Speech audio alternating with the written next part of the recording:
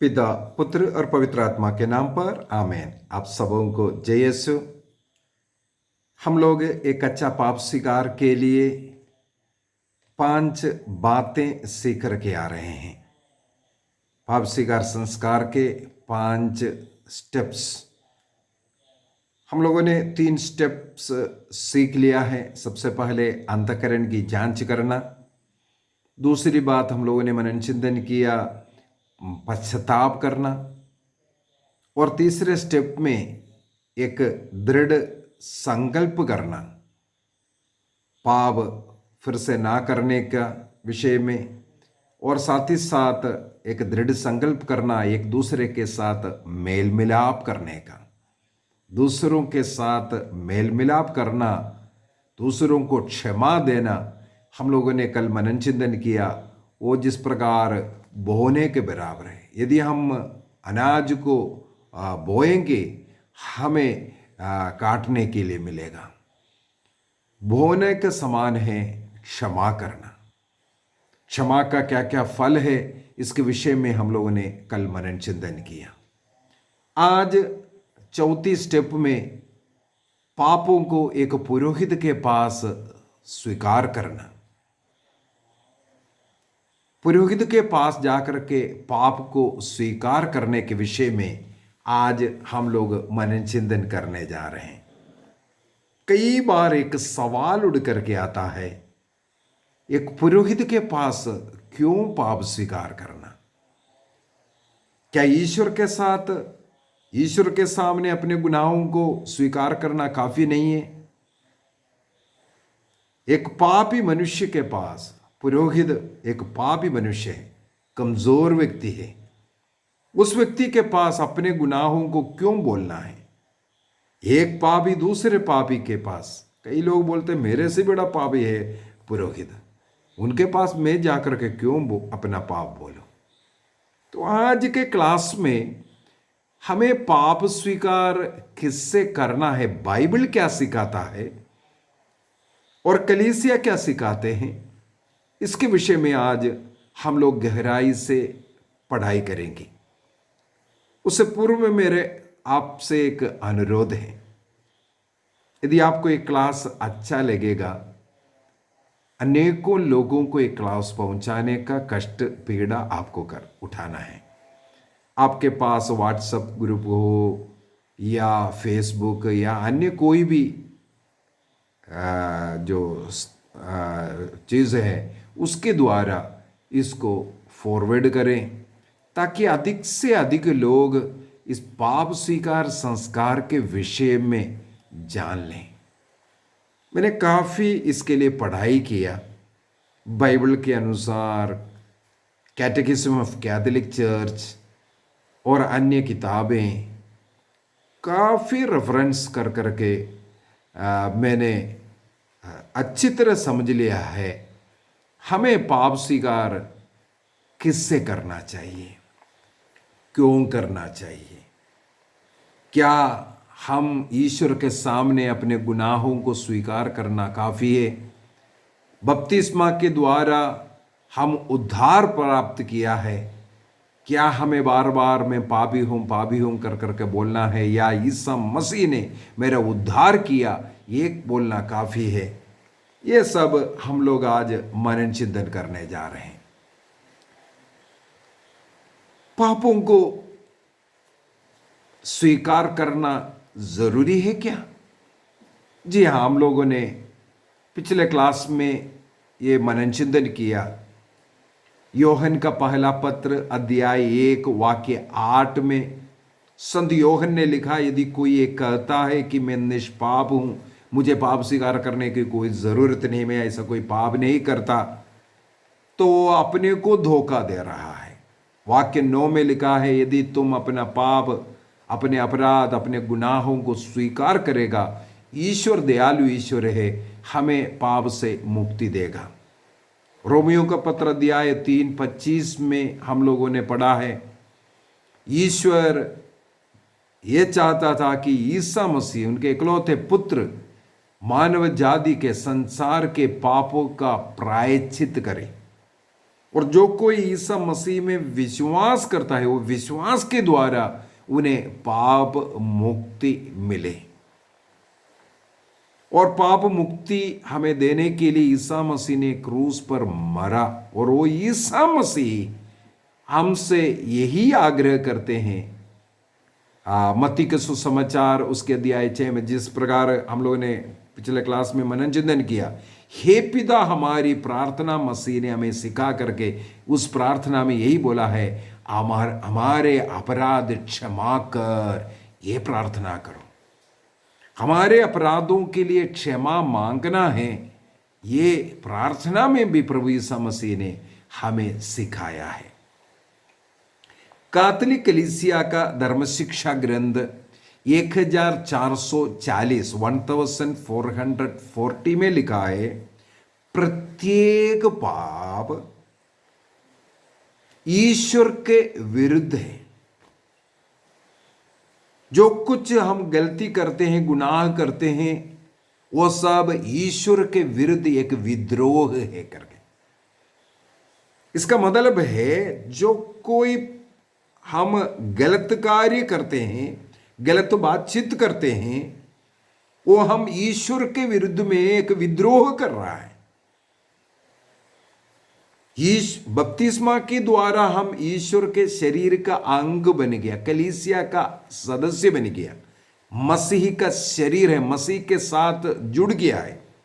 इस कारण हम पाप मुक्ति प्राप्त किया है, हम संत बन गया है।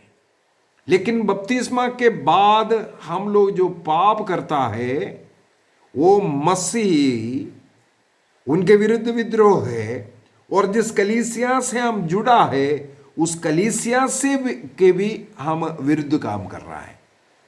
इसका मतलब हमारा प्रत्येक पाप हमारे कलीसिया के और मसीह के विरुद्ध है, उसके विद्रोह है। इसका मतलब हमें मेल मिलाप सबसे पहले ईश्वर से करना है, इसके बाद कलीसिया से भी करना है। और हम पाप करते हैं, अधिकतर पाप हमारे भाई के विरुद्ध भी है, कलीसिया के विरुद्ध भी करता है। हमारा भाई हमारे साथ रहने वाले अन्य लोगों के विरुद्ध भी करता है। इसका मतलब हमें पाप स्वीकार उन लोगों से भी करना है। मैंने गुनाह किया, मैंने तुम्हें दुख दिया, मैंने तुम्हें विरुद्ध ऐसा गलती किया है, ये हमें उनसे भी स्वीकार करना है। इसका मतलब पाप स्वीकार सबसे पहले हम ईश्वर के साथ मेल मिलाप करने के लिए, कलीसिया के साथ, और जिनके विरुद्ध में हमने गलत किया, जिनको हमने दुख पहुंचाया, ठेस पहुंचाया, उनके सामने हमें पापों को स्वीकार करना जरूरी है।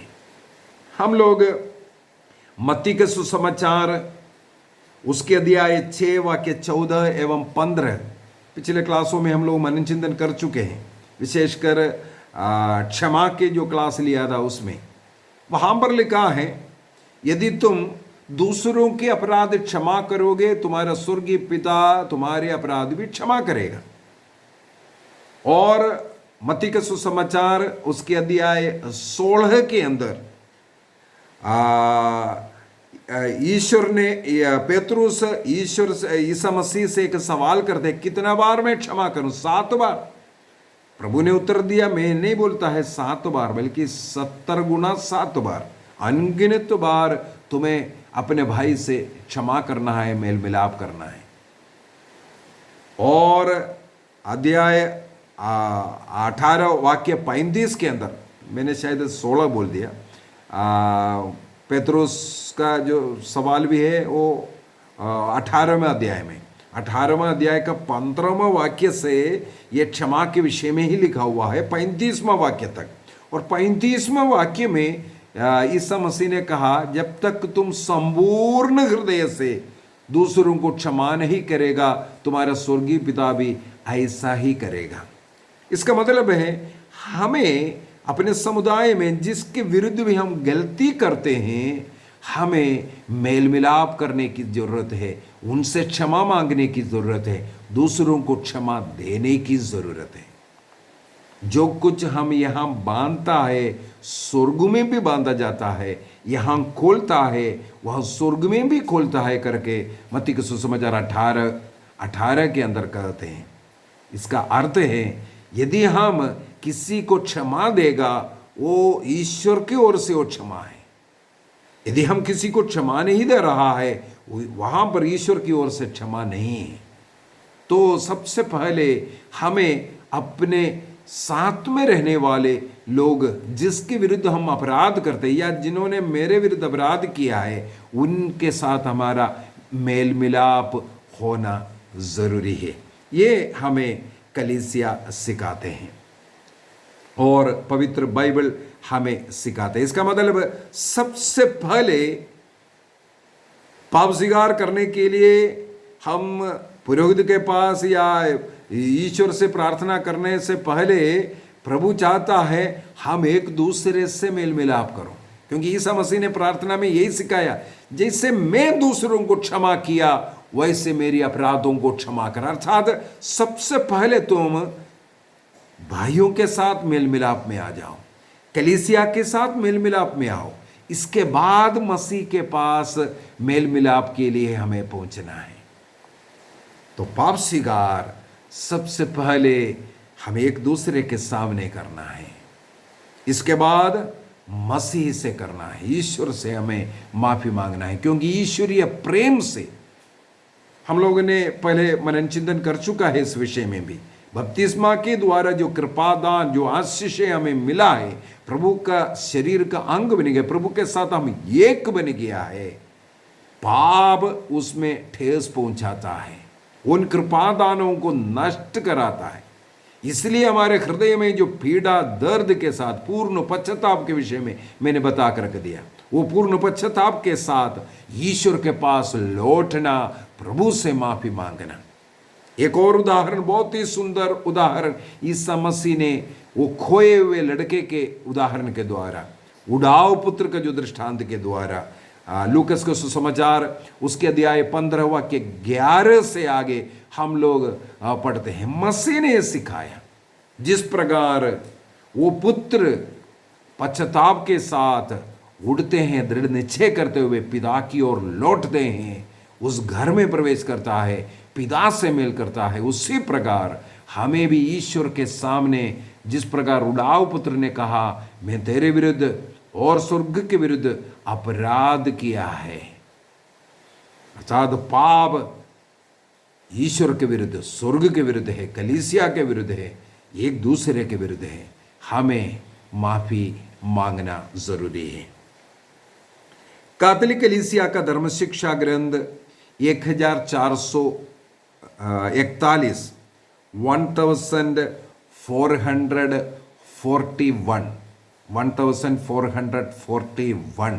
कैटेकिज्म ऑफ कैथोलिक चर्च 1441 साफ साफ हमें सिखाता है पाप क्षमा केवल ईश्वर करता है, क्षमा करने का अधिकार केवल ईश्वर को है। मार्कुस के सुसमाचार उसके अध्याय 2 वाक्य 7 में जब ईसा मसीह ने उस अर्धांग रोगी से कहा बेटा तुम्हारा पाप क्षमा हो गया, तो वहां पर बैठने वाले बाइबल पंडित लोग, फरीसी लोग बोलने लगे ये तो ईश निंदा करता है, क्योंकि पाप क्षमा करने का अधिकार केवल ईश्वर को है। कैथोलिक कलीसिया का धर्म शिक्षा ग्रंथ 1441 में भी यही लिखा है, पाप क्षमा करने का अधिकार केवल ईश्वर को है। अभी सवाल है फिर पुरोहित कैसे पाप क्षमा करता है?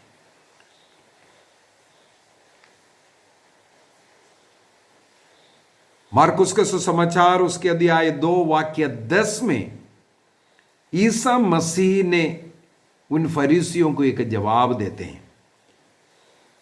वाक्य 5 के अंदर मसीह ने उनके पाप क्षमा किया, और 10 में जब फरीसी लोग उस विषय में बोलने लगे ये ईश निंदा करता है, तो ईसा मसीह उसको उत्तर देते हुए कहते हैं, मैं उसका पाप क्षमा इसलिए किया कि तुम लोग ये जान लो कि मानव पुत्र को पृथ्वी पर पाप क्षमा करने का अधिकार मिला है। ईसा मसीह ईश्वर होने के कारण मानव पुत्र को इस पृथ्वी पर पाप क्षमा करने का अधिकार मिला है करके मसीह उनको कहते हैं। ईसा मसीह को पाप क्षमा करने का अधिकार है। मत्ती के सुसमाचार उसके अध्याय 28 वाक्य 18 में भी प्रभु ईसा मसीह कहते हैं, स्वर्ग और पृथ्वी पर सब कुछ पर मेरा अधिकार है। पाप क्षमा करने का अधिकार मसीह को है। अभी मसीह उस अधिकार के साथ यहां पर अर्धांग रोगी को कहते हैं, बेटा तुम्हारा पाप क्षमा हो गया। लूकस के सुसमाचार उसके अध्याय 7 के अंदर एक व्यभिचारिणी स्त्री, पापनी स्त्री ईसा मसीह के पैरों पर बैठ करके, पैर के पास बैठ करके रो रहे थे, आंसू बहा करके उनके पैरों को, चरणों को धो रहे थे, अपने केशों से उसको पोंछ रहे थे और इत्र लगा करके उनके पैरों को चूम रहे थे। अपना प्रेम मसीह के साथ जब प्रकट किया, प्रभु ने उस बेटी से भी कहा, बेटी तुम्हारा पाप क्षमा हो गया। वहां पर भी फरीसी आपत्ति उठाने लगे, जितना अधिक उसने प्रेम दिखाया उतना अधिक इनका पाप क्षमा किया। ये मसीह ने कहा, पाप क्षमा करने का अधिकार ईसा मसीह को है। अब ईसा मसीह ने योहन के सुसमाचार उसके अध्याय 20 को पढ़ते हैं। अभी योहन के सुसमाचार उसके अध्याय 20 वाक्य 21 से लेकर के 23 तक पढ़ना बहुत ही अच्छी बात है। जॉन चैप्टर 20 वर्स 21 to 23 मैं पढ़ लूंगा। ईसा ने उनसे फिर कहा, तुम्हें शांति मिले। जिस प्रकार पिता ने मुझे भेजा है उसी प्रकार मैं तुम्हें भेजता हूं। भेजा है सुसमाचार को लेकर के, पाप क्षमा करने के लिए, बपतिस्मा देने के लिए भेजने वाला, प्रेरित किया, इसलिए उनका नाम अपॉस्टल रखा है। और आगे इन शब्दों के बाद ईसा ने उन पर फूंक कर कहा, पवित्र आत्मा ग्रहण करो। अर्थात उन प्रेरितों को ईसा मसीह ने पवित्र आत्मा से अभिषिक्त किया। इसके बाद वाक्य 23 तुम जिन लोगों के पाप क्षमा करोगे वे अपने पापों से मुक्त हो जाएंगे, और जिन लोगों के पाप क्षमा नहीं करोगे वे अपने पापों से बंधे रहेंगे। एक बार और मैं पढ़ता हूं। ईसा मसीह को पाप क्षमा करने का अधिकार मिला है। ईसा मसीह ने अपने प्रेरिताई कार्य में पाप क्षमा करते हुए अन्य लोगों को दिखाया भी है। वो अधिकार को प्रभु ने इस्तेमाल किया। क्यों प्रभु को अधिकार है? प्रभु ने पापियों के लिए अपना रक्त बहाकर पाप का प्रायश्चित किया, इसलिए भी मसीह को पूर्ण रूप से वो अधिकार है। ईसा मसीह के स्वर्गारोहण के पहले, जी उठने का पहला दिन, पहला कार्य ईसा मसीह यही करता है कि वह अपने शिष्यों को पवित्र आत्मा से अभिषेक करने के बाद उन्हें एक अधिकार देता है। प्रेरितों को, 12 अपॉस्टल्स को ये अधिकार दिया। कौन सा अधिकार दिया? तुम जिन लोगों के पाप क्षमा करोगे वे अपने पापों से मुक्त हो जाएंगे। और जिन लोगों के पाप क्षमा नहीं करोगे, वे अपने पापों से बंधे रहोगे। ईसा मसीह ने हमारे पापों का प्रायश्चित बलि अर्पित करने के बाद पाप क्षमा करने का अधिकार अपने प्रेरितों को दिया। इसके बाद कहा, जिन लोगों का पाप तुम क्षमा करोगे वे क्षमा किया जाएगा, जिनका तुम पाप क्षमा नहीं करेगा वो पाप में बंधे रहेगा। अभी ये प्रेरित लोग किनका पाप क्षमा नहीं करेगा? जो लोग उन प्रेरितों के पास आकर के अपने गुनाहों को स्वीकार नहीं करता, उनका पाप वे क्षमा नहीं करता। इन प्रेरितों के पास आकर के जो अपने पापों को, गुनाहों को नहीं बोलता या उनको छिपाता है, उनके पाप, अपराध ये शिष्य लोग नहीं क्षमा कर सकता। इसका मतलब है ये पाप क्षमा करने का, ये मेल मिलाप संस्कार करने का ये जो कार्य मसीह ने अपने शिष्य लोगों को दिया। दूसरा कुरिन्थी उसके अध्याय 5 वाक्य 18 को भी पढ़ना बहुत ही सुंदर रहेगा। 2 Corinthians chapter 5 verse 18, 5:18।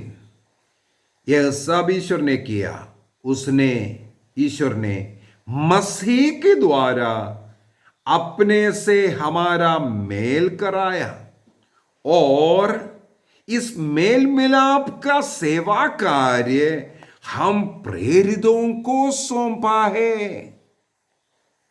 सब लोगों को नहीं, सब शिष्यों को नहीं, सब सुसमाचार प्रचारकों को नहीं। यहां संत पौलुस साफ साफ लिखा है, यह मेल मिलाप का कार्य हम प्रेरितों को ईश्वर ने सौंपा है। इसके बाद वाक्य 20 में जाते हैं, इसलिए हम मसीह के राजदूत है। We are the ambassadors of Christ. हम क्रिस्त के राजदूत है। मानो ईश्वर हमारे द्वारा आप लोगों से अनुरोध कर रहा हो। हम मसीह के नाम पर आपसे विनती करते हैं कि आप लोग ईश्वर से मेल कर लें। मेल कराने का, पाप क्षमा कर उस मसीह के शरीर का अंग सदस्य वापस जुड़ाने का कार्य ये प्रेरित लोग करता है। ईसा मसीह ने पापी लोगों के साथ पाप क्षमा किया। इसके बाद उन्हें कलीसिया में प्रभु के सदस्य जो लोग हैं उनके बीच में उन पापियों का स्वागत किया। केवल पाप क्षमा करके उन्हें बाहर नहीं रखा, और मसीह उन्हें उस कलीसिया में शामिल किया। इसका अर्थ है, दूसरा अर्थ है, मसीह उनके घर में गए, उनके साथ भोजन किया, उनको उनके भीड़ के अंदर, उनके साथ जो रहने वाले जो कलीसिया का सदस्य है उनके साथ उन्हें भी शामिल किया। आज कलीसिया में पुरोहितों के द्वारा, इन प्रेरितों के द्वारा यही कार्य कर रहा है। ईश्वर के साथ जो पाप कर करके, जो ठेस पहुंचा करके ईश्वर से जब दूर हो गया था, उन्हें ईश्वर से मेल मिलाप कराना, पाप क्षमा कर उन्हें वापस मसीह से, कलीसिया से जोड़ने का कार्य, यही तो पाप स्वीकार संस्कार है। तो मसीह को जो अधिकार था, मसीह ने वो अधिकार अपने प्रेरितों को दिया। कैथोलिक कलीसिया का धर्म शिक्षा ग्रंथ के अंदर साफ साफ हमें सिखाते हैं, ये जो मिला हुआ अधिकार, इसका मतलब है बिशप के हाथ में। बिशप, क्योंकि संत पापा से बिशपों को अधिकार मिला है। और बिशप लोग जब पुरोहिताई संस्कार पुरोहितों को देते हैं, लिखित रूप से ये अधिकार पुरोहितों को देते हैं। लिखित में देने वाले एक अधिकार है, एक अधिकार है जो पुरोहित बिशप के साथ जुड़ करके रहता है, कलीसिया से जुड़ करके मसीह की ये मेल मिलाप का सेवा कार्य करता है, उनको ये लिखित में ये अधिकार पुरोहित द्वारा बिशप द्वारा दी जाते हैं। कैथोलिक कलीसिया का धर्म शिक्षा ग्रंथ 1462 में लिखा है, ये बिशप का अधिकार है पाप स्वीकार सुनना, और वह पुरोहितों को देता है। कैटेकिज्म 1461 में लिखा है, मसीह ने जो कार्य, जो पाप क्षमा का जो कार्य शुरू किया था और अपने प्रेरितों पर उन्होंने छोड़ करके गया है, वो आज भी कलीसिया में जारी है, बिशप और प्रीस्टों के द्वारा। और कलीसिया के नियम के अनुसार कलीसिया से जुड़ करके संत पापा और बिशपों से जुड़ करके जो सेवा करने वाले पुरोहित को ये अधिकार दिया जाता है।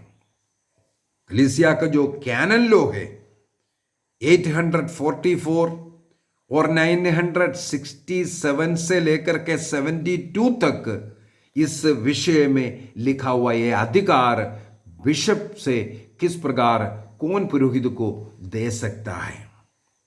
लेकिन हमें मालूम है कुछ ऐसे गंभीर पाप जो होता है, जो पाप एक व्यक्ति को एक्सकम्युनिकेट करता है, सभाभ्रष्ट करता है, धर्म बहिष्कार करना पड़ता है। और जैसे कि ईश्वर विरोधी कोई कार्य करता है, ईश्वर के विरुद्ध में कुछ बोलता है, उसे सभाभ्रष्ट एक्सकम्युनिकेट करता है, वो कोई संस्कार कलीसिया का ग्रहण नहीं कर सकता। या कलीसिया विरोधी कोई बातें चलता है, भाषणताएं फैलाता है, जो कलीसिया सिखाते हैं उसके विरोध में कुछ सिखाता हो, ऐसे लोगों को भी ये अधिकार नहीं देता है। और इस प्रकार के लोग कलीसिया से बाहर जाता है, उनका पाप पुरोहित नहीं सुन सकता है। जो भाषणताएं फैलाता है, कलीसिया विरोधी जो कार्रवाइयां करते हैं, और अन्य जो भी सभाभ्रष्ट का कलीसिया से निकालने वाला धर्म बहिष्कार का जो बड़े बड़े पाप है, हत्या जैसे पाप,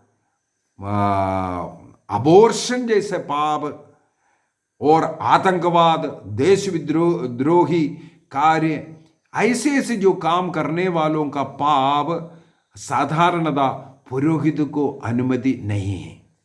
वो केवल बिशप या बिशप द्वारा नियुक्त जो पुरोहित है, ऐसे पाप सुनने का जिनको अधिकार मिला है, केवल वो ही उन पापों को सुनता है। हमें मालूम है करुणा वर्ष में हो या बीच बीच में परिवार वर्ष आया, उस समय पर भी हो, संत पापा ने पुरोहितों को जो अबॉर्शन जो किया, उस पाप को सुनने का, क्षमा करने का अधिकार सब पुरोहितों को दिया।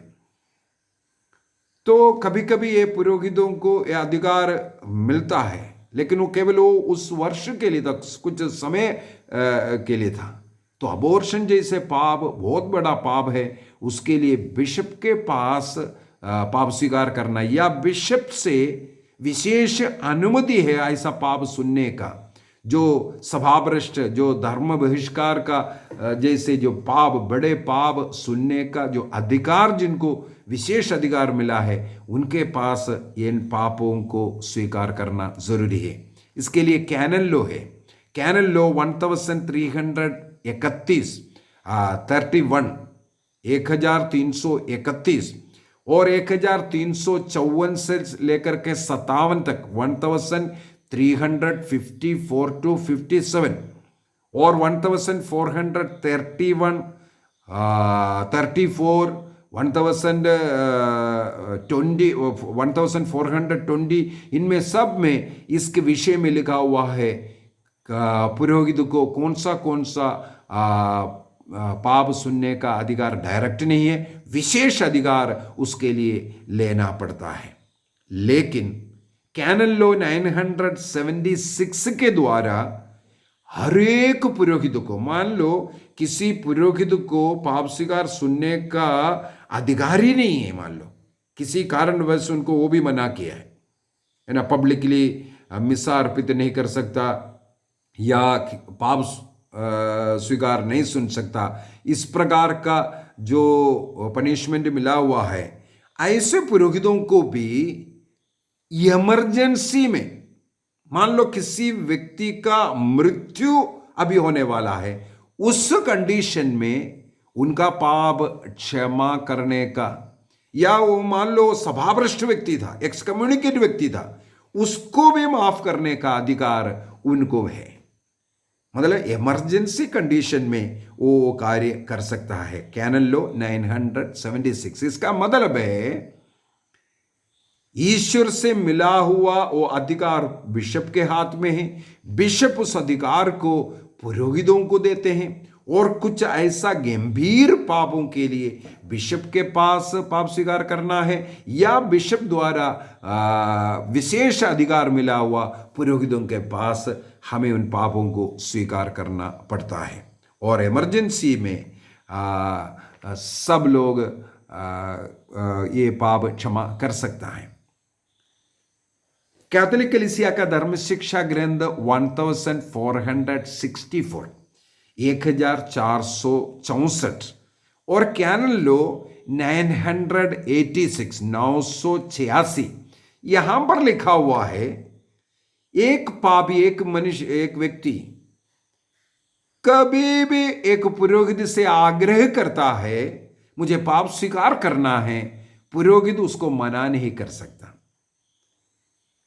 पापियों के लिए, लोगों के लिए पुरोहित पाप स्वीकार सुनने के लिए हर समय तैयार रहना है। ये नियम में पुरोहितों को बांधा है। इसका मतलब है यदि आप किसी पुरोहित से मुझे पाप स्वीकार करना है ये आग्रह किया, वो उसको लिए मना नहीं कर सकता। वो हमेशा एक पुरोहित उसके लिए तैयार रहना है। और साथ ही साथ लिखा है विश्वासियों को बार बार पाप स्वीकार करने के लिए पुरोहित द्वारा प्रेरणा देना है, उनको सिखाना है पाप के विषय में, पश्चाताप के विषय में। ये पुरोहित लोग उनको सिखाना और पाप स्वीकार के लिए उनको अवसर बना कर देना, बार बार पाप स्वीकार करने के लिए। और कभी भी वो आग्रह करते हैं उसको सुनना भी जरूरी है। कई लोग आजकल मुझसे भी पूछते हैं, फोन कर करके पूछते हैं, क्या फोन से पाप स्वीकार कर सकता है? नहीं हो सकता है। चाहे लॉकडाउन हो, चाहे कुछ भी हो जाए, ये बात पाप स्वीकार फोन के द्वारा नहीं हो सकता है। आपको एक पुरोहित के पास जाना, आमने सामने बैठ करके अपने हृदय को उनके सामने खोलना जरूरी है। कई लोग इसलिए पूछते हैं, आजकल मिसा बलिदान यूट्यूब से हो रहा है, नेट से हो रहा है, मोबाइल से देख रहा है, उसी प्रकार मोबाइल से ही पाप स्वीकार भी हो जाए तो कितना बढ़िया है। कई लोगों से ने मेरे को फोन करके सवाल किया, क्या हम लोग पाप स्वीकार कर सकते हैं? बिल्कुल नहीं हो सकता। आप किसी भी हालत में कहीं भी हो, अगर लॉकडाउन भी हो, किसी पुरोहित से आग्रह कीजिए, आप उनके पास जाइए, वो पाप स्वीकार सुनेगा। मैं मानता हूं, मुझे हर सप्ताह मिल रहा है। हमें आग्रह के साथ एक पुरोहित के पास जाना है और पाप स्वीकार करना है। कोई पुरोहित इसके लिए मना नहीं करेगा। अभी कोरोना में डिस्टेंस होकर के बैठ जाइए, पाप सुन लीजिए, पाप को बोलना जरूरी है। और अनेकों लोग ये पूछने के पीछे का कारण भी यही है, लज्जा आता है एक पुरोहित से अपने पापों को, गुनाहों को बोलने के लिए। शर्म के कारण, लज्जा के कारण, विशेषकर जो बड़े बड़े पाप जो होता है, आत्मामारू पाप, उसको छिपाता है। छोटे छोटे जो पाप है उसको बताने वाला। और इस प्रकार का जो झूठा पाप स्वीकार करते हैं उसमें पुरोहित आपका कोई मदद नहीं कर सकता है। संत तरतुल्यन ने लिखा है इसके विषय में, और जो चर्च फादर्स सब पाप स्वीकार के विषय में क्या बताते हैं मैं आपको बता कर देता हूं। बपतिस्मा के द्वारा हम प्राप्त जो कृपादान ईश्वर के साथ जुड़ा हुआ था, कृपादान हमें मिला है, हम संत बन गया था, पवित्र बन गया था। लेकिन पाप आकर के हमारे उन कृपादानों को, जिस प्रकार एक शिप टूट जाते हैं समुद्र में, एक शिप या एक बोट टूट जाते हैं, एक्सीडेंट हो गया, उसी प्रकार हमारा संबंध ईश्वर के साथ अच्छा जुड़ा हुआ था, कृपादानों से हम भरा हुआ था। ये पाप आकर के उन कृपादानों को तोड़ता है। जब वो शिप टूट जाता है, उसका कुछ लकड़ी जैसे कुछ सामान जब उस समुद्र में तैरता है, कोई बचने के लिए उन लकड़ी को पकड़ करके कई दिनों तक रहता है, कई दिनों तक वो जिंदा रहता है। उस लकड़ी, वो डूबता नहीं है, उस लकड़ी को पकड़ करके वो जिंदा रहता है। संत तरतुल्यन कहते हैं वो जो छोटा सा लकड़ी उस व्यक्ति को डूबने से बचाया, मृत्यु से बचाया, उसी प्रकार का एक लकड़ी ये जो पाप स्वीकार संस्कार है, इस प्रकार हमें डूबने से बचाने वाला है। कृपादानों को तोड़ दिया है, लेकिन एक टुकड़ा हमें ईश्वर ने दिया, जो बपतिस्मा के बाद करने वाले पापों को से मुक्ति प्राप्त करने के लिए वो छोटा सा लकड़ी के समान जो हमें समुद्र में डूबने से बचाता है, मृत्यु से बचाता है, उसी प्रकार है ये पाप स्वीकार संस्कार। हमें बचाने के लिए, हमारी आत्मा को बचाने के लिए ईश्वर ने ये पाप स्वीकार संस्कार को ठहराया। स्वर्ग में जाने के पूर्व में ये शिष्य लोगों को ये दिया है। आज यदि कोई व्यक्ति बोलता है मैं यीशु से बोलूंगा, ईश्वर से बोलूंगा, तो ईश्वर क्या जवाब देगा? ईश्वर बोलेगा ये मूर्ख व्यक्ति, मैंने वो अधिकार तुम्हारे बीच में रहने वाला जो मनुष्य है, जो पुरोहित है, उसको दिया है।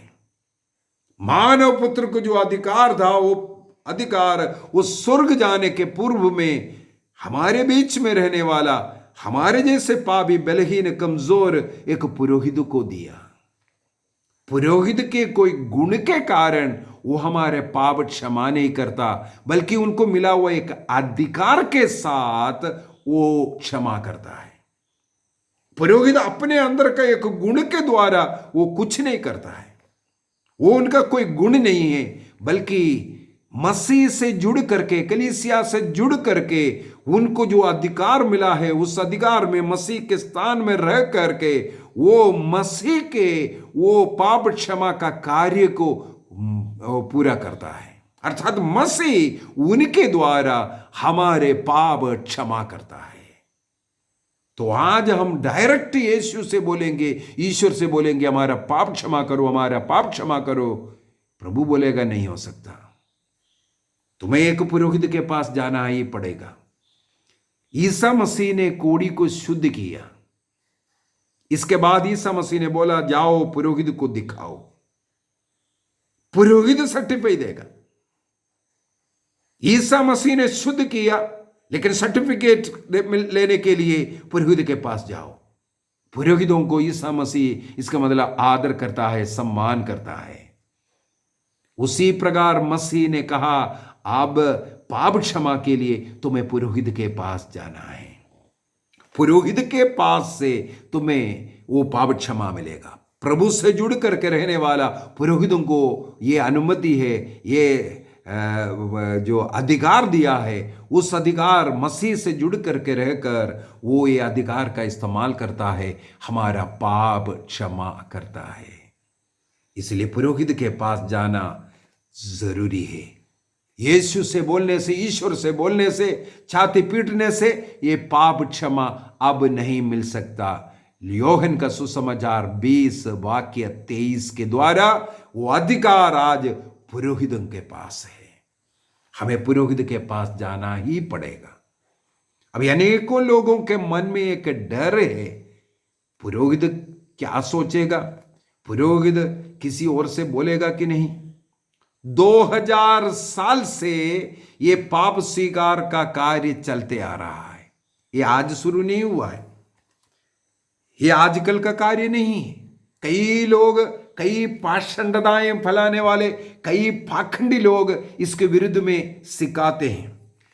यदि हम लोग प्रेरित चरित्र को पढ़ेंगे, प्रेरित चरित्र उसके अध्याय 19 वाक्य 18 एवं 19 में, एक्ट्स चैप्टर 19 वर्स 18 एंड 19, वहां पर लिखा हुआ है, विश्वासियों में भी बहुत से लोगों ने आकर सबके सामने स्वीकार किया, उन्होंने तंत्र मंत्र का प्रयोग किया है। देखो, पब्लिकली पाप स्वीकार होता था आदिम कलीसिया में। वाक्य 9 में लिखा है, अनेकों ऐसा जादू टोना करने वाले लोग भी आए, उन्होंने अपने किताबों को भी लेकर के आए, सबों के सामने स्वीकार किया, इसके बाद उन किताबों को नष्ट किया। पश्चाताप कर रहा है, प्रायश्चित भी कर रहा है, पापों को भी स्वीकार कर रहा है। आदिम कलीसिया में जो बड़े बड़े पाप जो करता था, ऐसे लोगों को कलीसिया से बहुत बड़ा दंड दिया जाता था। कोई कोई लोगों को कोई कोई पाप के लिए साल भर का दंड भी मिलता था, और उनके जीवन काल में एक बार मौका देता था अपने गुनाहों को स्वीकार करने का। अनेकों लोगों को यह मौका भी नहीं मिलता था। इसलिए जो पूर्वी कलीसिया के जो सन्यासी लोग हैं, हर्मिट्स, उन लोगों ने एक तरीका ढूंढा। वो सन्यासी लोग आपस में अपने पाप स्वीकार करते थे, प्राइवेटली करते थे। और हम लोग पढ़ते हैं 7वीं सदी में इस तरीके को आयरलैंड के मिशनरी लोगों ने यूरोप में लाया। आयरलैंड के मिशनरी लोगों ने देखा ये पूर्वी कलीसिया के ये जो सन्यासी लोग उनके जगह पर इस प्रकार का पवित्र जीवन जी रहा है, वो जीवन में एक बार नहीं बल्कि वे लोग पाप स्वीकार बार बार कर रहा है, वो भी प्राइवेटली कर रहा है।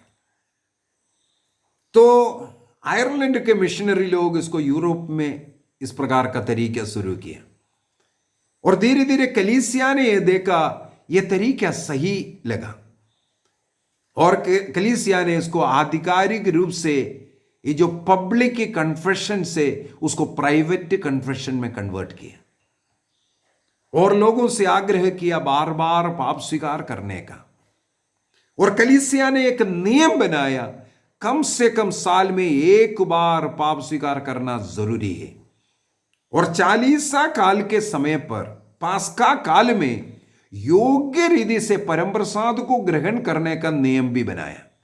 अर्थात उस समय पर एक व्यक्ति को पाप स्वीकार कर योग्य रीति से प्रभु यीशु मसीह का शरीर रक्त को ग्रहण करना भी नियम बनाया। तो कलीसिया ने इसको अपनाया, वो प्राइवेट जो कन्फेशन है। अभी प्राइवेट कन्फेशन में हम लोग हृदय खोल करके हमारे सब रहस्यों को पुरोहितों को बोल सकता है।